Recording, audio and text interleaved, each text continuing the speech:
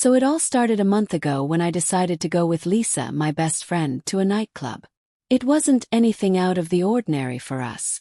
Lisa loved a good night out, and I figured I could use a little break from the usual routine. The music was loud, the drinks were strong, and for the first hour or so, it felt like any other night out. Then I saw her. Sarah. It took me a second to place her, but when she turned and locked eyes with me, the recognition hit like a shockwave. We went to high school together, though we were never close. She was always a little wild, the kind of girl who made teachers sigh in exhaustion and parents whisper in concern. And judging by the way she was clutching her drink and swaying slightly, some things hadn't changed. "Eva," she called out, grinning as she stumbled toward me. "Oh my God, it's been forever." I forced a polite smile. "Hey Sarah." "Wow, yeah, it has been a while." Lisa, ever the extrovert, was already intrigued. "You two know each other?" "High school," I said quickly, hoping to keep things simple. But Sarah wasn't letting me off that easily. She looped her arm through mine, pulling me into a slightly off-balance hug. "We were besties," she declared, her breath carrying the distinct scent of vodka. That wasn't exactly how I remembered it, but I didn't argue. For the next few minutes, we exchanged surface-level small talk. She asked about my job, my relationship, and what I'd been up to in the years since graduation. I answered politely, but something about her energy felt off, like she was clinging to the past a little too hard.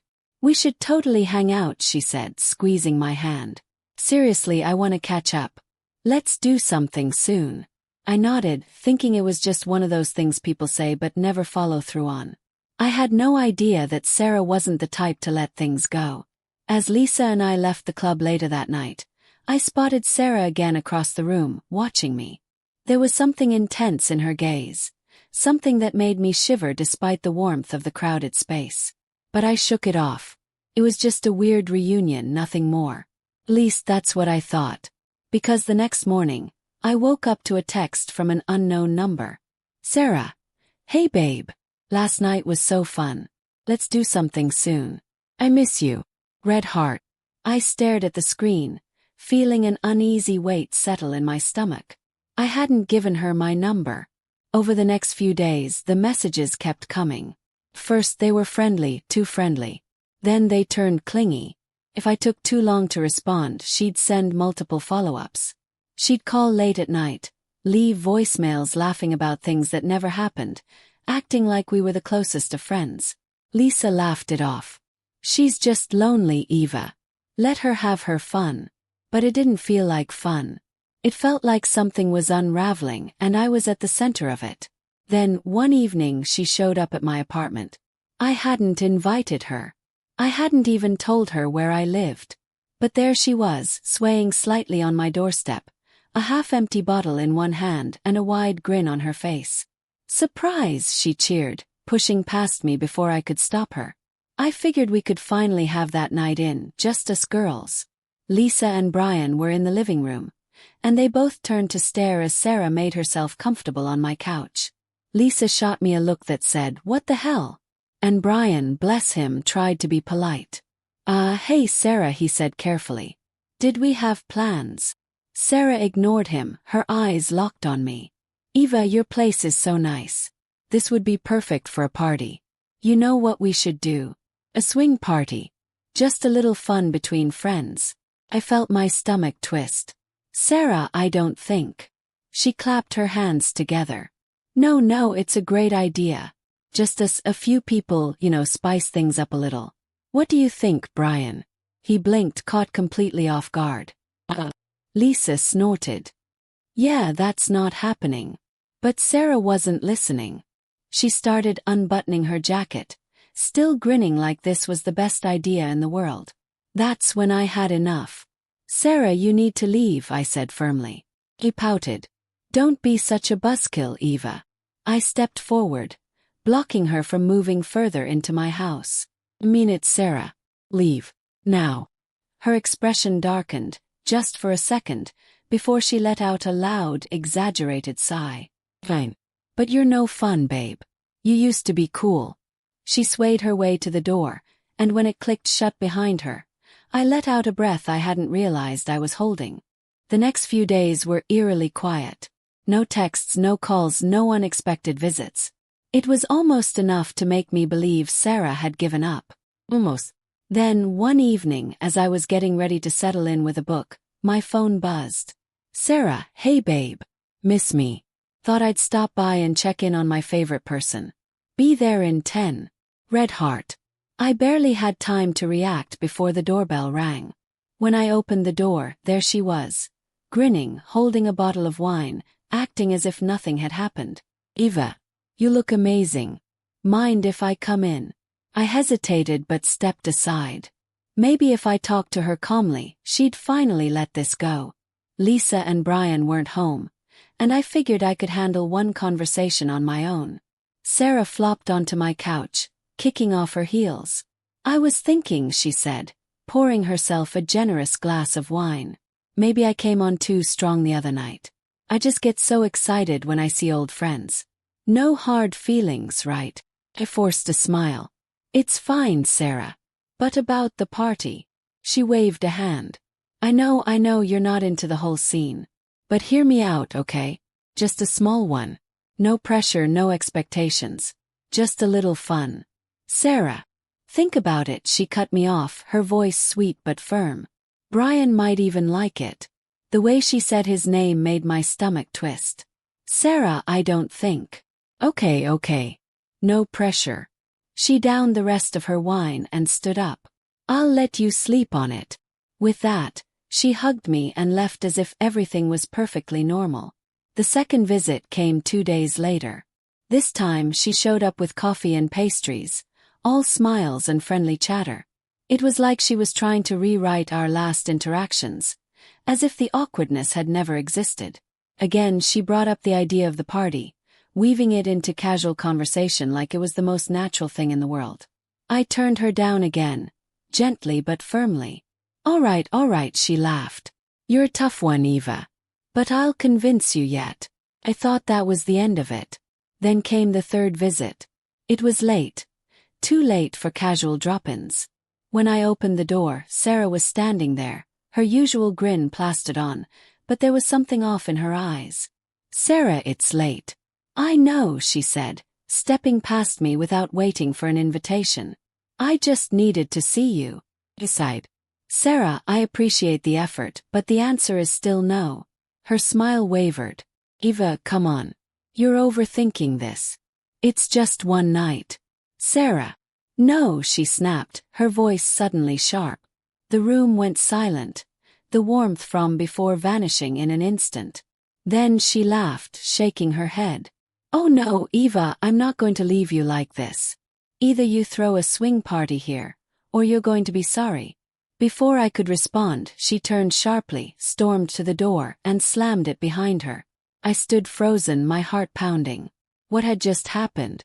A few minutes later, Brian came home, and I practically jumped at the sound of the door opening. Whoa, you okay? He asked, setting down his keys.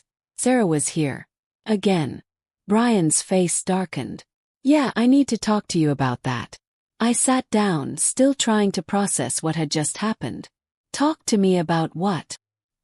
He ran a hand through his hair, looking uneasy. She's been texting me. A lot. My stomach dropped. Since when? A couple of weeks now, he admitted. At first it was just weird little comments. Compliments, jokes. Then she started saying things like, you know we'd be good together, and I know Eva will come around, but if she doesn't, you and I could have our own fun. My skin crawled. Brian, why didn't you tell me? I didn't want to stress you out, he said. But after tonight, I realized she's not letting this go. She's convinced that this is happening, one way or another.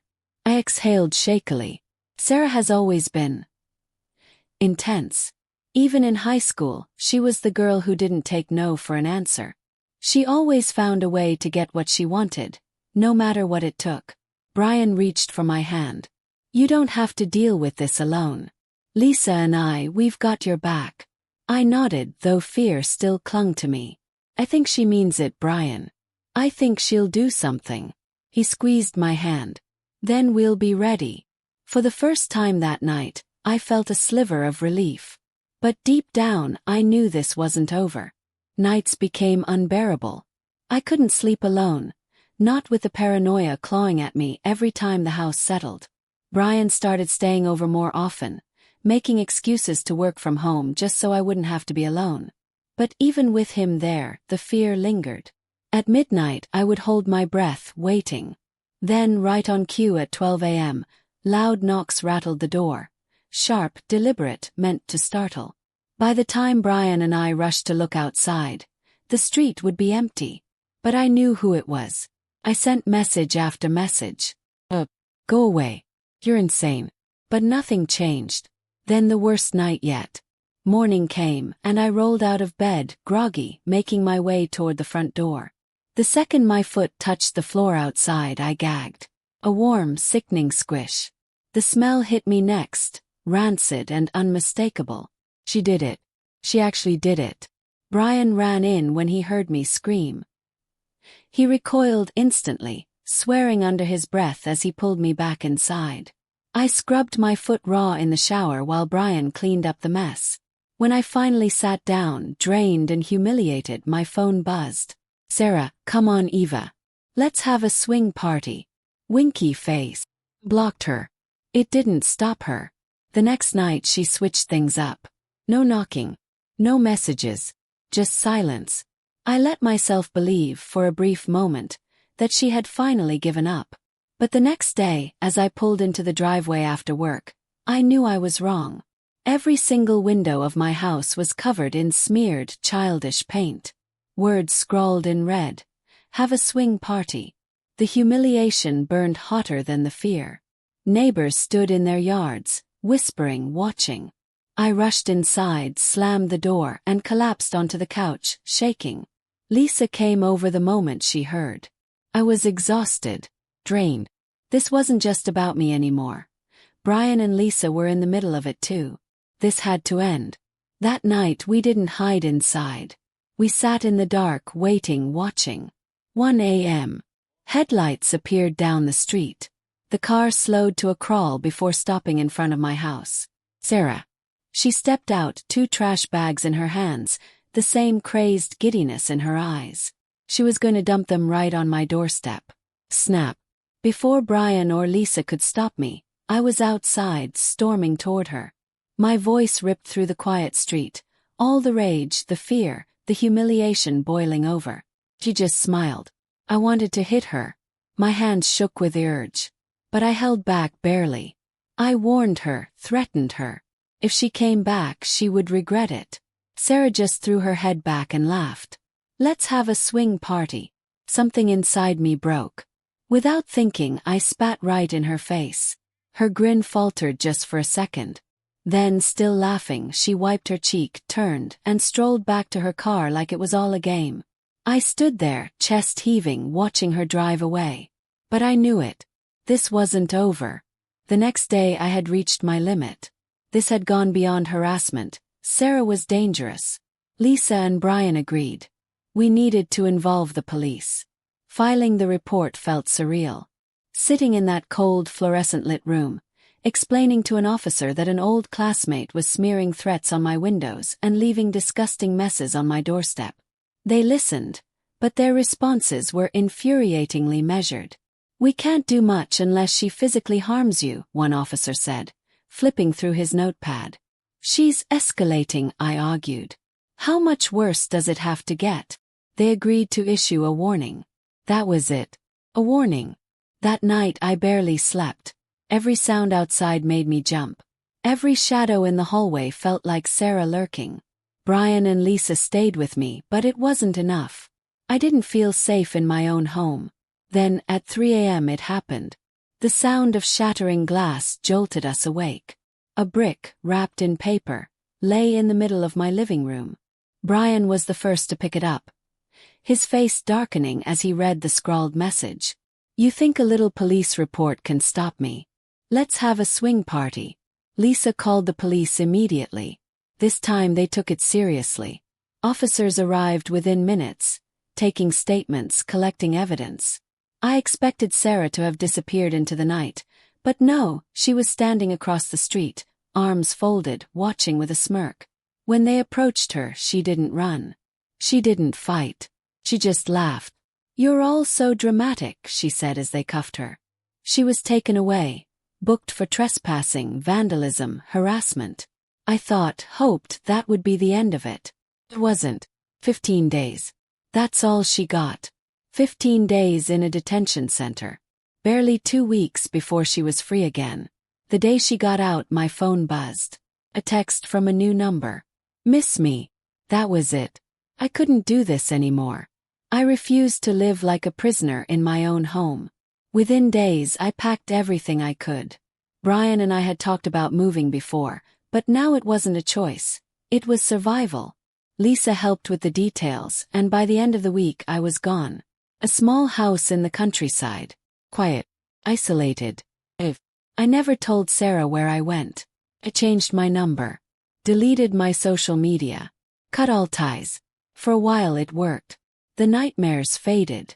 The anxiety dulled. I started to feel normal again. Then, one evening months later, my phone rang. An unknown number. I hesitated before answering. Silence. Then a soft, familiar laugh.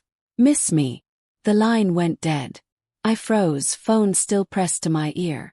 My heart pounded so hard I could hear it in my head. This wasn't possible. There was no way she could have found me. Brian came running when he saw my face. "Lisa too. She knows where I am," I whispered. "She found me." We spent the next hour checking the doors, windows, even the driveway. Nothing. No signs of her. But I knew better than to think this was over. The next morning, I woke up to something on the porch. A single envelope. No address, no postage. Just my name, written in a familiar looping script. Inside was a single sheet of paper. 3 words. "See you soon." That was it. I was done. Lisa and Brian insisted we call the police again. But what would they do? She hadn't done anything yet. Brian was the one who finally convinced me. "We fight back," he said. "We don't let her win." That night we stayed up again, lights off, waiting. If she came back, we'd catch her. We'd have proof. 1 a.m. Headlights. A step. Then, a shadow moving toward the house. Lisa grabbed her phone, ready to record. Brian held his breath.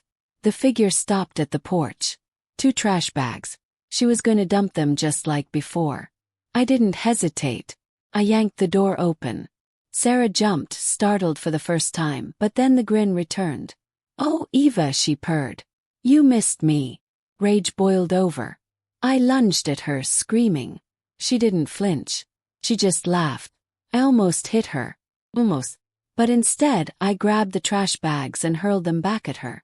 "Get out," I screamed. "Come back, and you'll regret it." She wiped something off her cheek. I had spat at her without even realizing it. Still, she only laughed. "Let's have a swing party." Then she walked away. The police took her in again, this time for harassment and violating the warning. I pressed charges. This time she wasn't out in 15 days. She got months. By the time she was released, I was long gone. New number, new home, new life. For a while, I allowed myself to believe it was over. Until last week. Voicemail. No words. Just breathing. And then the same familiar laugh.